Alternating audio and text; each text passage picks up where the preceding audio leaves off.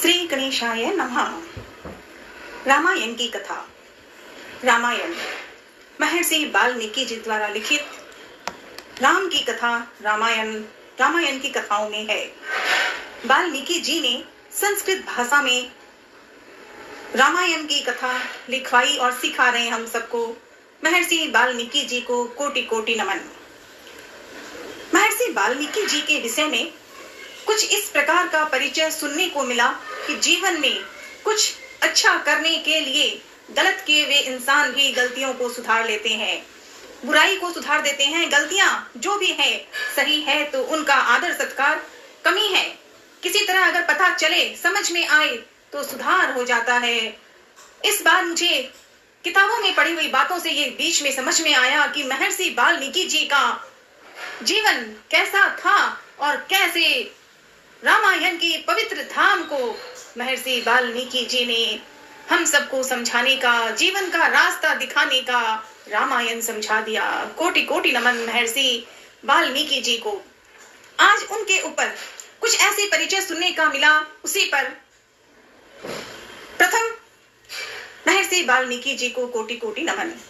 महर्षि वाल्मीकि जी का परिचय जो समझ में आया। महर्षि वाल्मीकि का जन्मदिन हर साल आश्विन महीने की पूर्णिमा को मनाया जाता है। वाल्मीकि जयंती से जुड़ी कुछ खास बातें। वाल्मीकि जी को आदि कवि कहा जाता है। इन्हें रामायण के सबसे पुराने संस्करण के लेखक माना जाता है और वही सही है।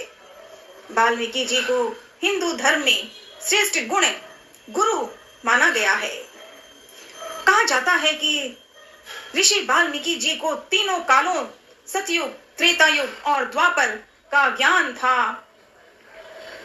वाल्मीकि जयंती को प्रकट दिवस के रूप में भी मनाया जाता है। इस दिन लोग सभा करते हैं और शोभा यात्रा निकालते हैं, आदर करते हैं, जयकार करते हैं।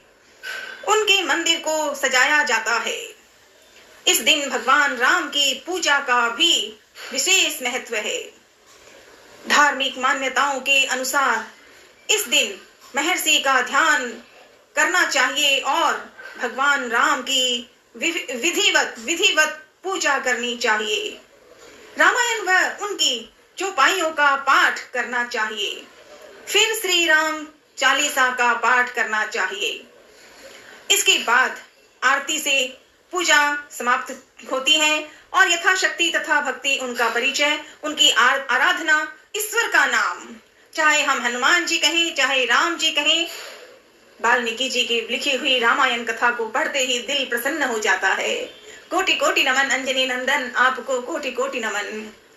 हमने महर्षि वाल्मीकि जी के बारे में सीखने के लिए और कैसे पूजा करनी चाहिए उस पर चर्चा की। उसी किताब में मुझे महर्षि वाल्मीकि जी के जीवन में रामायण की कथाओं से बहुत पहले जब वो छोटे थे, जन्म हुआ था, तो उनमें कैसा परिवर्तन हुआ, क्या उनके साथ पहले गलत हुआ, इसी पर थोड़ी सी और जानने की, पढ़ने की प्रार्थना।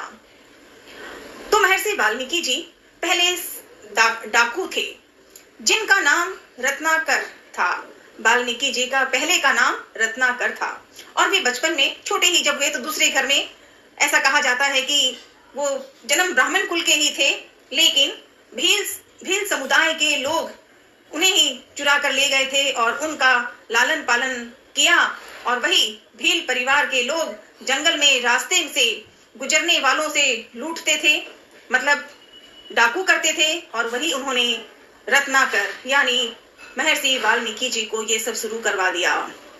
बचपन में ही उन्हें भील समुदाय के लोग चुरा कर ले गए थे उन्हें और उनका लालन पालन वही किया।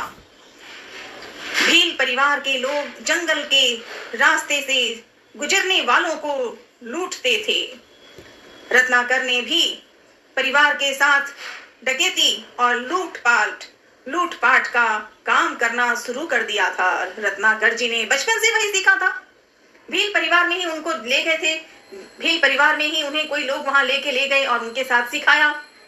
तो रत्नाकर यानी तो महर्षि वाल्मीकि जी ने भी वही काम करना शुरू कर दिया। एक दिन जंगल से गुजर रहे थे। एक दिन जंगल से रत्नाकर गुजर रहे थे तो नारद मुनि से मुलाकात हो गई और रत्नाकर ने उन्हें बंदी बना दिया। रत्नाकर ने नारद मुनि जी को ही बंदी बना लिया था। नारद मुनि ने रत्नाकर से पूछा, मतलब विशेष तौर पर जानबूझकर जब रत्नाकर ने ये कोशिश की कि उन्हें रत्नाकर मतलब वाल्मीकि ने नारद मुनि को भी पकड़ लिया था, तब एक दिन नारद जी ने उन्हें देखा, बंदी बना दिया था रत्नाकर ने। तो नारद मुनि ने रत्नाकर से पूछा, तुम ये पाप क्यों करते हो? नारद जी कहने लगे रत्नाकर को कि तुम ये पाप क्यों करते हो? क्या तुम्हारा परिवार तुम्हारे पापों का भागीदार बनेगा? नारद मुनि की बातों से रत्नाकर झकझोर गए और उसने अपने पापों के लिए पश्चाताप किया। उसने क्षमा याचना के लिए तपस्या में लीन हो गए। तपस्या में लीन हुए रत्नाकर के शरीर पर चींटियों ने अपना घर बना लिया था, लेकिन रत्नाकर जी को अब कोई डाकू वाकू सब खत्म। अब उन्हें तपस्या के लीन में घूम गए एकदम। ब्रह्मा जी ने उनकी इस तपस्या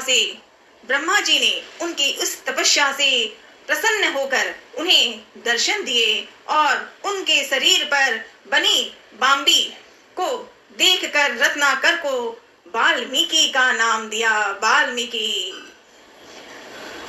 वाल्मीकि जी पहले डाकू थे, लेकिन फिर एक घटना में उनका जीवन ऐसा बदला कि उन्होंने भगवान श्री राम के जीवन पर आधारित रामायण नामक महाकाव्य लिख दी, जिसे हम सबको रामायण की आराधना पूजा समझने की संस्कृत भाषा में वाल्मीकि जी ने लिख दी। वो वाल्मीकि जो रामायण में हैं, पहले बचपन में डाकू बने थे।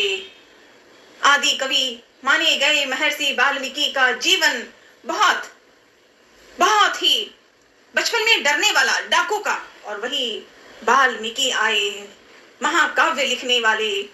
रामायण नामक महाकाव्य को हम सबको समझाने पढ़ाने के लिए जो उन्होंने रास्ता दिखाया, वाल्मीकि जी को कोटि कोटि नमन। ओम नमः शिवाय, ओम नमः शिवाय, ओम नमः शिवाय।